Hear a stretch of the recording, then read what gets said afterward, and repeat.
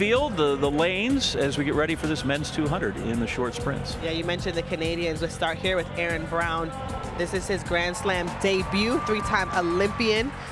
He has a gold, a silver, and a bronze as a part of the 4x1 relays.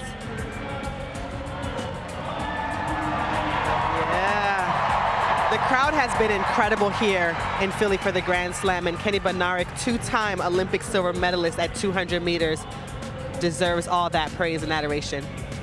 Here's Zarnell Hughes, who you mentioned. Second in both of the slam races to Kenny. Andre DeGrasse, if there's a medal on the line, John, he is going to snag one. 7-time Olympic medalist, 5-time world champion. Just incredible what he's done for Canada. Ryan Levell, Jamaica. Always a big contingent of Jamaican track fans here in Philadelphia when they come through. He's broken 20 in his lifetime.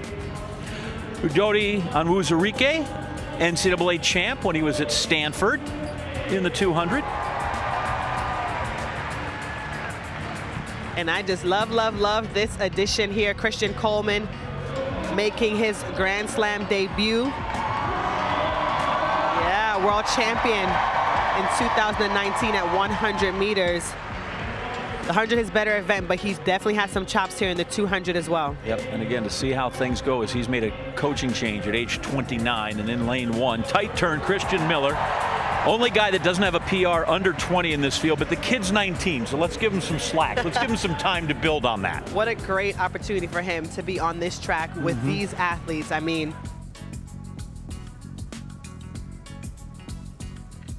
set.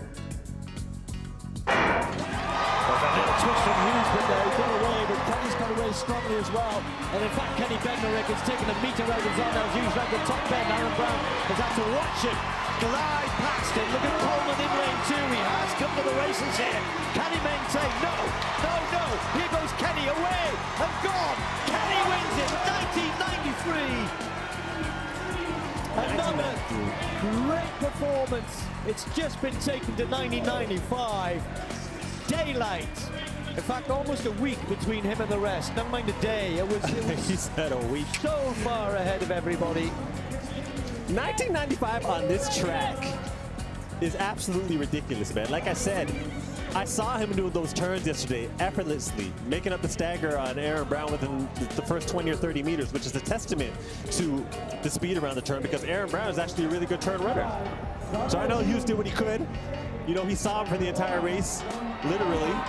Was behind him and saw him for the entire race, considering this track. But for Kenny to run 1995, which would be good on a normal track, is just a testament, like I said, to the type of shape he's in, the confidence he has, and what he wants to do when he actually races the no allowances and the Les Sile Tabojos. Yeah, 1 or 2 new sprinters coming to the fore, but Tabogo is the guy, 200 Olympic champion, but Kenny just seems to be on a different level.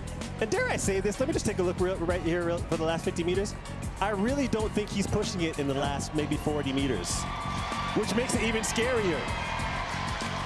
But everyone talks about keep relaxed, and you run quicker. But you're right, he just does. They're beyond relaxed sometimes. Yeah. I think he's actually saving his legs for that 100, which is strategically a good idea. Yeah, the wind in the bag. Oh, it was in the bag after about 50 meters, but really surprising to see him that far ahead of everybody else. And as you mentioned, on this track, that's super fast for Kenny. The wind actually came up at 0. There is a breeze, but by the time they got around that bend, look at the flags on top of the old building here. And it's cold. It's cold, it's a little bit chilly, but just incredible. Really good. Right, so another 12 points for Kenny heading to the 100 meters. When you look down. The men's 200 meters at the 2025 World Athletics Grand Slam in Philadelphia was nothing short of spectacular. The stadium buzzed with anticipation as 8 of the world's top sprinters prepare to take their marks. Among them, the American Olympic champion Kenny Benalik stood out as the man to beat, with his trademark explosive acceleration and fluid running style that has made him nearly unbeatable in the 200 meters. But the field was stacked. Aaron Brown making his Grand Slam debut, three-time Olympian and relay medalist, DeGrasse, Canada's seven-time Olympic medalist and five-time world champion, Levell from Jamaica, capable of sub-20 performances, Coleman, the 2019 world champion at 100 meters making his Grand Slam debut, Zarnell Hughes, consistently fast in major races, Millie, a promising 19-year-old, and Odudi Chuty from Nigeria. The crowd was electric, fully aware they were about to witness history.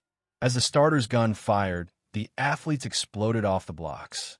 Coleman, running in lane 2, got off to a strong start, showing glimpses of his world-class 100-meter speed. Brown fought hard around the turn, a master of maintaining speed through the curve. Zarnell Hughes tried to keep pace with Kenny, but it quickly became clear that Benalik was operating on a different level. Within the first 20 meters, Kenny had already gained a meter on the field, gliding effortlessly around the bend, his form flawless and relaxed, as if conserving energy for the final push. By the halfway point, Kenny was in full command. He crossed the finish line in an astonishing 19.95 seconds, a performance that left a gap of almost a second between him and his competitors, a margin rarely seen in modern sprinting. The stadium erupted in applause, recognizing that they had witnessed one of the fastest 200-meter races in history. Zarnell Hughes of Great Britain claimed second in 20.50. Brown of Canada took third in 20.54, and his compatriot DL finished fourth in 20.58. Jamaican Levell crossed fifth in 20.63, while Coleman and Millie rounded out the top six, both posting 20.63 as well. The 200 meters is arguably one of the most demanding events in athletics. It demands the perfect combination of raw speed, technical precision, and mental toughness. Sprinters must explode off the line, maintain velocity through a tight curve, and summon every ounce of power for the final straight. Kenny Benalik showcased all of this and more. Known to fans as Kung Fu for his explosive starts and efficient style, he demonstrated not just physical prowess but supreme mental focus, dominating a field of world-class sprinters with apparent ease. Watching him race, one could sense he was holding back, potentially conserving energy for future events, yet still leaving the rest of the field in his wake. The performance was a testament to dedication, resilience, and pure athletic talent. Every athlete on the track contributed to an unforgettable spectacle, pushing themselves to the limit and inspiring everyone watching. The roar of the crowd as the sprinters took their victory laps was a celebration not just of Kenny's triumph, but of the relentless pursuit of excellence that defines track and field.